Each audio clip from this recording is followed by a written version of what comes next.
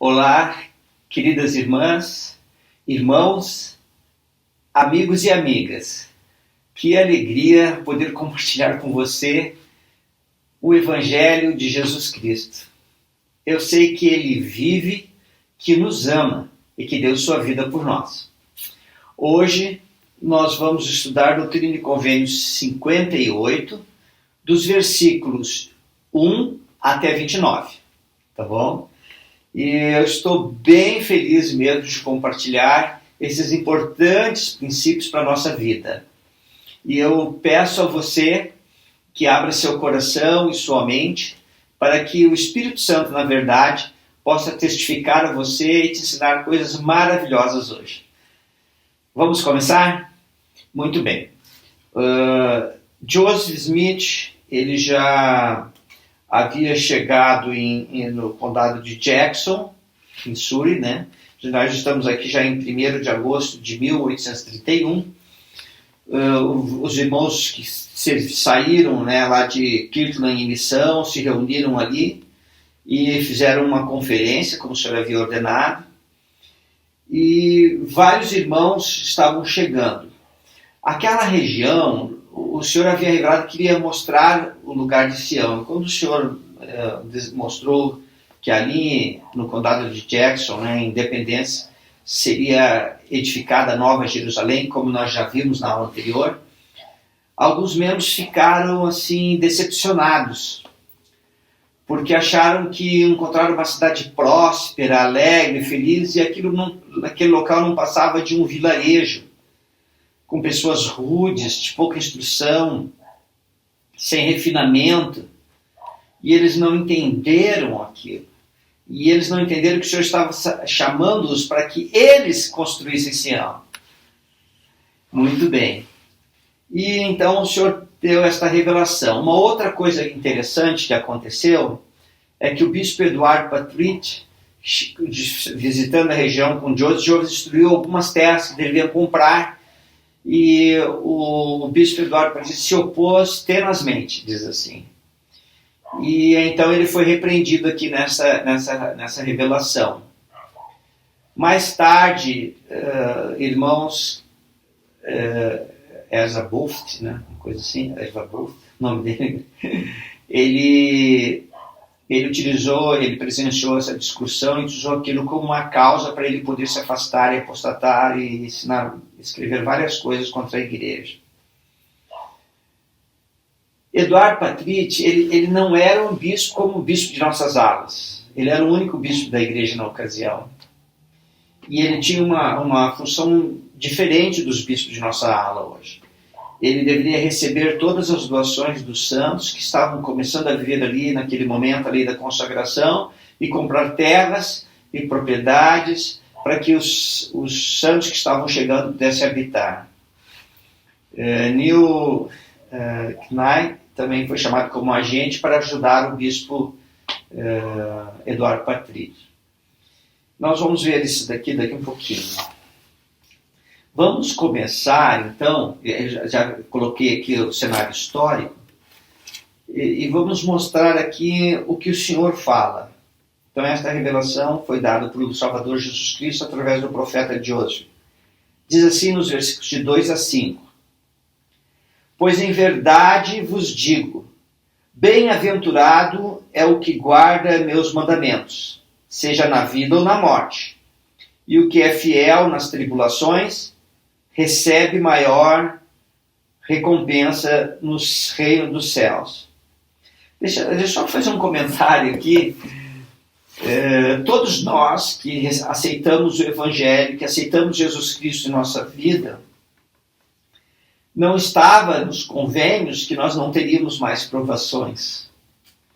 E aqui o Senhor está dizendo assim, aquele que suportar bem a provação vai receber a tribulação, né? Vai receber uma recompensa maior.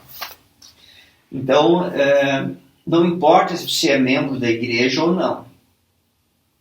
O que importa é como você age, como você enfrenta as adversidades que vêm na vida. Isso é muito interessante, porque todos nós vamos ficar doentes um dia, todos nós vamos envelhecer, vamos ver nossos parentes partindo, falecendo, vamos talvez enfrentar problemas financeiros ou não, doenças, e aí vai. Mas como reagimos a isso? Como os enfrentamos? Nós perseveramos, continuamos com fé em Cristo e nos aperfeiçoando nele? Aí é que está o ponto. E o Senhor diz assim, aquele que for fiel nas tribulações, recebe maior recompensa. Eu tenho observado que às vezes algumas pessoas que enfrentam alguns desafios se afastam de Deus, dizendo que se Deus o amasse mesmo, não permitiria que ele passasse por aquilo. Eu sempre, quando penso nessas coisas, eu penso nos bebês. Imagina um bebê de 1 ano, tem uma netinha de 1 ano, começando a caminhar e tropeça e cai. Imagina se nós nunca deixássemos essa criança no chão, se nunca deixássemos ela tentar caminhar, que terrível seria para ela. O exemplo é muito simples, mas algo semelhante acontece com o nosso Pai Celestial. Ele permite que nós passemos por várias adversidades, e à medida que nós vamos passando com fé em Cristo, nos aperfeiçoando nele, nós vamos nos refinando e nos purificando.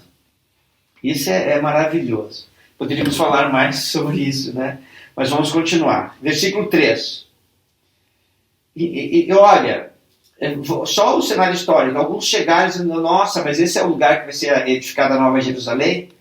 E no 3 fala assim, por agora não podeis com vossos olhos naturais ver o desígnio de vosso Deus com respeito às coisas que virão mais tarde, nem a glória que se seguirá depois de muitas tribulações. Pois após muitas tribulações vêm as bênçãos. Portanto, vem o dia em que sereis coroados de muita glória. Ainda não é a chegada a hora, mas está próxima. Lembrai-vos disso, que eu vos digo de antemão, para que o guardeis no coração e recebais o que se seguirá. Fim da leitura. Muitas pessoas olham o Evangelho da sua perspectiva e se colocam assim, olhando a sua perspectiva, não da perspectiva de Deus. E ao fazerem isso, ficam avaliando se aquele Evangelho do nosso Pai Celestial se adapta na sua vida. E isso é terrível, muito perigoso. E aqui o Senhor está dizendo assim, não podeis com vossos olhos naturais ver o desígnio de vosso Deus com respeito às coisas que virão. Eu gostaria de falar um pouquinho sobre isso, né, de não poder enxergar com seus olhos naturais. Em Provérbios, no capítulo 29, versículo 18, fala assim, não havendo visão, o povo fica desenfreado, porém o que guarda a lei, esse é abençoado. Algumas traduções falam assim, não havendo profecia, o povo se corrompe. No inglês fala, não tendo visão, o povo se corrompe, né? Então observe só, um povo sem visão se corrompe, desenfreado, se perde. O que é essa visão, né? Aqui o Senhor estava falando em Doutrina e Convênios, com os olhos naturais nós não podemos conhecer os desígnios de Deus para conosco e para as coisas maravilhosas que virão. Então, se o povo não tem visão, se ele não tem revelação, se não tem profetas que indicam o caminho à frente, o povo se corrompe, fica desenfreado. Tem uma outra passagem que eu gostaria de compartilhar com vocês, que está em Moisés 6, 27. Moisés 6, 27, que fala assim, e ele ouviu uma voz do céu dizendo, Enoque, meu filho, Profetiza este povo e diz-lhes: arrependei-vos, pois assim diz o Senhor: estou irado com este povo, e minha ardente ira está acesa contra eles, porque o coração deles endureceu, e seus ouvidos estão ensurdecidos, e seus olhos não conseguem enxergar longe. Olha que coisa maravilhosa. Pessoas com coração duro não conseguem enxergar longe. Pessoas com coração duro não recebem a influência do Espírito Santo. E daí não conseguem receber revelações para enxergar longe. Não tem visão. Que coisa, né? Se eu tenho uma visão pré-concebida do Evangelho aos meus padrões e não aos padrões do Senhor, fatalmente eu vou ter uma visão muito curta e vou rejeitar os profetas de Deus e vou me corromper, vou me desenfrear, vou me perder e não vou poder ser feliz, não vou poder ser bem-aventurado. Uma outra passagem que eu gostaria de compartilhar com vocês está em Alma 10, versículo 25. Olha só o que diz. A mulher, porém, estendeu a mão e clamou mais fortemente, dizendo: ó malvada e perversa geração, por que conseguiu Satanás tão grande poder sobre vosso coração? Por que vos submeteis a ele, para que tenha poder sobre vós? Para cegar-vos e não poderdes compreender as palavras que são proferidas de acordo com a verdade. Olha que outro princípio importante, esclarecedor. Satanás quer nos cegar. Satanás não quer que nós enxerguemos longe. Satanás quer que nós tenhamos uma visão curta, só com nossos olhos naturais. Ele não quer que nós tenhamos uma visão espiritual. Ele não quer que nós tenhamos uma perspectiva eterna. Ele não quer que nós tenhamos revelações em nossas vidas. Ele quer que nós enxerguemos bem pouco. Nosso Pai Celestial, Jesus Cristo, quer que nós possamos enxergar longe, ter visão, para não nos corromper. Muito bem. Deixa eu ler mais uma escritura aqui. Vamos para 1 Nefe, capítulo 15, versículo 24. Esse eu não marquei aqui, olha. 1 Nefe. Opa. Lembra do sonho de Leí? Aqui é Nefe falando com seus irmãos. 1 Nefe, capítulo... Estou chegando lá. 1 Nefe, capítulo 15, versículo... Esqueci o versículo aqui, irmãos, que vergonha. Só um pouquinho. Versículo 20, perdi mesmo. Versículo 24, vamos lá. 1 Nefe, capítulo 15, versículo 24. Diz assim: e eu disse-lhes que era a palavra de Deus. Deixa eu só voltar um pouquinho para nós entendermos aqui, né? Os irmãos de Nefe estavam ali conversando, eles não estavam entendendo o sonho do pai. Nefe tinha tido a visão, a mesma visão de Leí, visto os detalhes. E daí, quando Nefe vai ter com eles estão conversando. O Nefe perguntou: por que não pergunta ao Senhor? Olha a visão curta. O Senhor não nos revela essas coisas. E daí eles começaram a perguntar para Nefe, e Nefe começou a esclarecer. E eles perguntaram assim no 23, e disseram-lhe: o que significa a barra de ferro que nosso pai viu que leva a árvore? No 24 a resposta: e eu disse-lhes que era a palavra de Deus, e todos os que dessem ouvidos à palavra de Deus e a ela se apegassem, jamais pereceriam. Mas nem as tentações, nem os ardentes dardos do adversário poderiam dominá-los até a cegueira, para levá-los à destruição. Aqui alguns princípios valiosos. todos os ataques de Lúcifer têm o objetivo de nos cegar, para não enxergarmos longe, para não termos visão, para não recebermos revelação.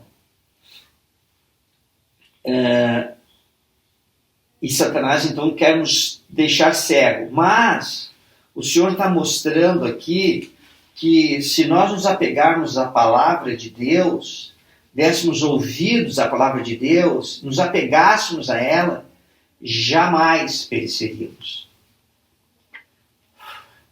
Isso é uma mensagem para ser divulgada a todas as pessoas no mundo.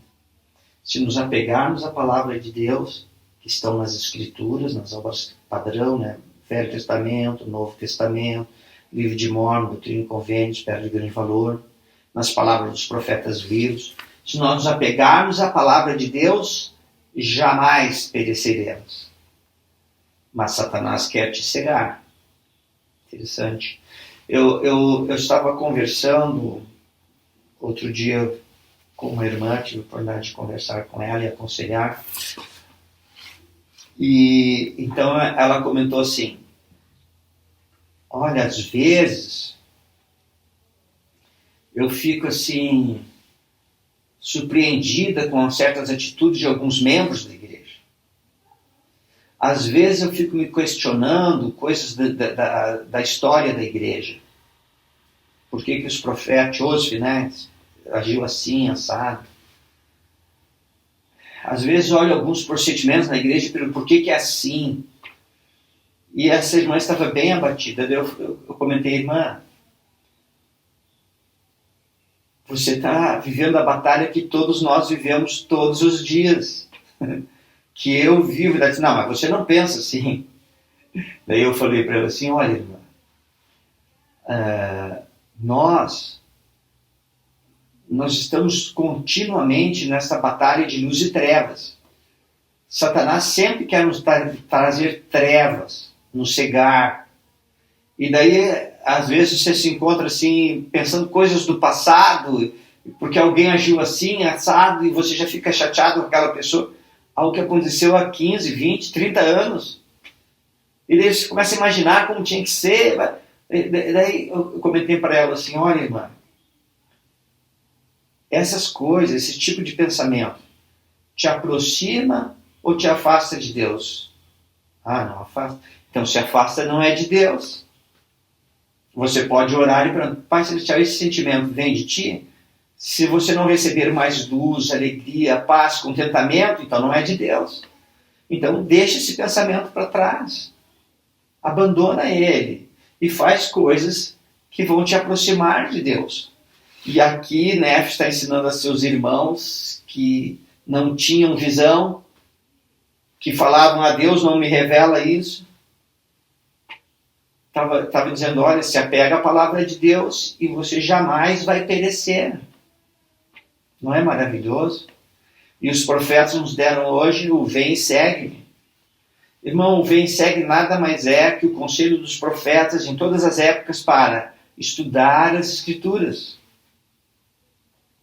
Lembra que o Senhor falou para Josué logo no comecinho do livro de Josué: não se aparte da tua boca o livro desta lei, antes medita nele dia e noite, para que tenhas cuidado de fazer conforme a tudo quanto nele está escrito. Dá uma lidinha nos primeiros capítulos, ali pelo 4, se não me falha a memória. Tem que procurar um pouquinho.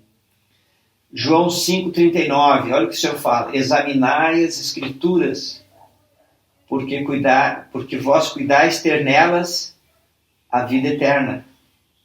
E Lúcifer vai fazer tudo ao alcance dele, para mostrar para você: mas você é tão especial, você não precisa estudar as Escrituras, afinal você tem tantos compromissos, você está tão cansado.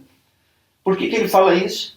Porque ele quer que você fique cego espiritualmente e não enxergue as grandes coisas que o Senhor tem feito por nós e não tenhamos uma visão longa.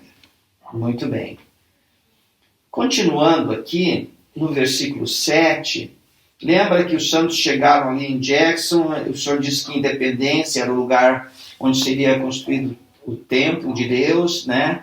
e ali seria codificada a partir daquele templo a cidade da Nova Jerusalém, a cidade que será construída antes da segunda vinda do Senhor.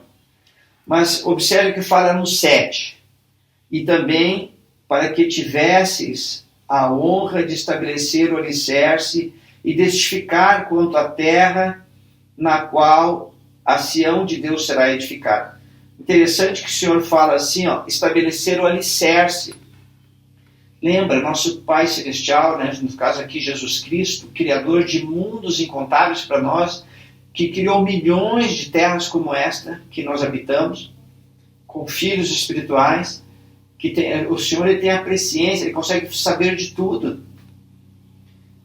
E ele sabia que, pelo que nós lemos aqui, que eles estariam estabelecendo o alicerce, mas que naquele momento eles não participariam da total construção da cidade. Depois continua no 8, 9, 10, ali, até lá o 12, o Senhor dizendo que nós vamos participar da ceia do Senhor, esse que é o significado. E daí vamos chegar no 14, 15, lembra que eu comentei que Eduardo Patrick estava tendo uma diferença com o profeta Joseph com relação a onde deveriam comprar terras? Diz assim no versículo 14 e 15: Sim, por essa razão mandei-vos aqui e escolhi meu servo Eduardo Patrick e designei-lhe sua missão nessa terra. Mas se ele não se arrepender de seus pecados, que são incredulidade e cegueira de coração, que se acautele para não cair. Irmãos, fim da leitura. Irmãos, irmãs, cegueira espiritual faz com que nós possamos cair. Cair do que, irmão André? Cair da retidão, cair do alcance da influência do Espírito Santo, cair do discernimento da luz de Cristo em nossa vida, e nos tornaremos cegos espiritualmente. Não poderemos ver longe, e se não pudermos ver longe, pereceremos. Mas Eduardo parece que se arrependeu totalmente. E mais tarde, em 1832, ele registrou numa das atas que ele estava profundamente arrependido de ter discordado do profeta de Deus. Queridas irmãs, queridos irmãos, amigos, amigas, que possamos ter nossos olhos bem abertos. Não só nossos olhos físicos, mas também nossos olhos espirituais. Que possamos ser cheios do Espírito Santo, que possamos nos apegar à palavra de Deus, estudar, meditar, estar próximo das Escrituras, ler as Escrituras, não estar com as Escrituras debaixo do braço, mas ler um pouco a cada dia e pensar, leia 2, 3 versículos e fica ponderando daquele dia sobre aquela passagem e você vai observar que a tua mente vai se abrir. Satanás quer te cegar. E porque Satanás quer te cegar, você pode achar faltas no profeta Joseph, como Eduardo Batiste havia achado. E, felizmente, Eduardo Batiste se arrependeu e ficou firme. Alguns anos mais tarde ele veio a falecer, mas faleceu como homem íntegro, digno, firme, fiel. Irmãos, irmãs, Deus vive. Jesus Cristo vive. Todas as revelações que Joseph recebeu, você também pode receber. Se estiver preparado, busca o Senhor. Volta novamente. Leia o livro de Mórmon. E quando estiver lendo o livro de Mórmon, leia um capítulo, uma página, ou mais. E ora, Pai Celestial, este livro é de Deus. Faz isso no outro dia e no outro, e vai fazendo isso ao longo dos teus dias. E vai chegar um momento na tua vida que o Senhor vai falar tão forte na tua vida, de tal maneira que será impossível para você não saber a verdade. e você vai sentir pelo Espírito. Não é só sentimento, irmãos, é mais que isso, é revelação pessoal. E aí, então você vai sentir a alegria de conhecer a verdade. Você vai sentir a alegria de desfrutar da companhia do Espírito Santo. E receberás revelação para conduzir sua família aqui nesta terra. Não só você, mas a sua descendência. Ah, que coisa maravilhosa. Já estou me empolgando aqui, hein, irmãos? Vamos lá. Como é que a Sião deveria ser edificada? No versículo 19. Pois em verdade vos digo, minha lei será observada nesta terra. Qual era a lei do Senhor que deveria ser observada? A lei do Evangelho e a lei da consagração. E é isso que estava sendo ensinado. Era este o trabalho que Eduardo Patrício, como bispo, estava recebendo as doações para que as pessoas pudessem viver a lei da consagração.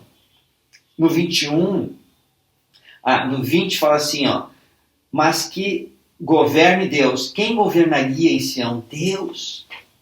Jesus Cristo, irmãos. No 21, que ninguém quebre as leis do país, porque o que guarda as leis de Deus não tem necessidade de quebrar as leis do país. Que possamos ser bons cidadãos. Muito bem. E vamos encerrar no versículo 26. Pois eis que não é conveniente que em todas as coisas eu mande. Pois o que é compelido em todas as coisas é servo indolente e não sábio. Portanto, não recebe recompensa. Em verdade eu digo, os homens devem ocupar-se zelosamente numa boa causa e fazer muitas coisas de sua livre e espontânea vontade e realizar muita retidão. Que escritura fina, leitura, que escritura maravilhosa, né? Por que Deus, né, nosso Pai Celestial, Jesus Cristo, por que Ele não, quando nos dá uma revelação, Ele nos dá todos os detalhes, mas nos dá a visão de como deve ser e permite que nós, então, começamos a trabalhar e nos esforçar para realizar aquilo? Por que, irmãos? Já percebeu isso? Porque no processo de procurar realizar a vontade do Senhor, de buscar conhecer mais sobre o assunto, de entender o que o Senhor está falando, nós vamos nos aperfeiçoando. Nós vamos transformando o nosso ser e nos tornando semelhantes a Cristo. E nesse processo de buscar revelação, de enxergar mais longe, de ter uma perspectiva eterna, o que acontece? Nós vamos nos aproximando do nosso Pai Celestial, andando em retidão, guardando os mandamentos, não querendo mais pecar, e assim vai. Eu gostaria de fazer um convite a cada um de vocês que me ouvem. Os homens devem ocupar-se zelosamente, e as mulheres também, tá bom? E os jovens. Os homens, mulheres, jovens, todos, né, devem ocupar-se zelosamente numa boa causa. Quais são algumas coisas que você faz, mas que deveria parar de fazer? E quais são algumas coisas que você não faz, mas que deveria fazer? Algo para pensar, né? Quais coisas que você faz sem ser mandado? Ninguém precisa te pedir, mas coisas que você faz porque você ama a Deus. Coisas que você faz de sua própria vontade.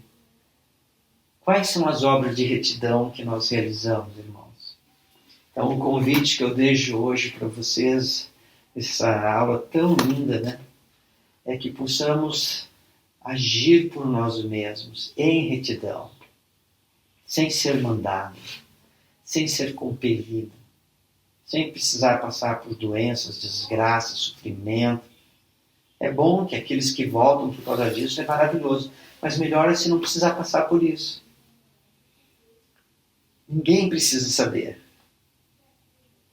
Mas uma coisa só entre você e Deus. O que você gostaria de fazer que está a teu alcance? Eu não quero falar uma lista. Eu não gosto de listas. Você fica muito mecânico. Mas coisas que você acha que você pode fazer que te aproximam de Deus.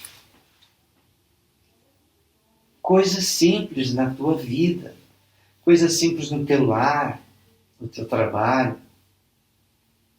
É um convite. E eu deixo esta aula com o meu amor por vocês e o meu testemunho, que Jesus Cristo vive.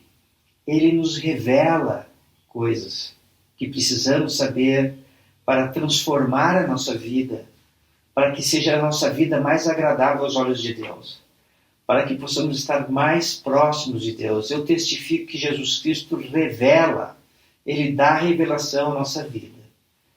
E eu sei que você pode receber revelação porque você é um filho especial de Deus, uma filha especial de Deus. Vai lá, busca as tuas revelações.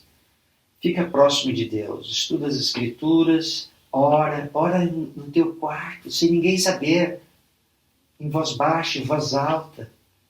Faça por essa experiência sagrada, sem ninguém saber.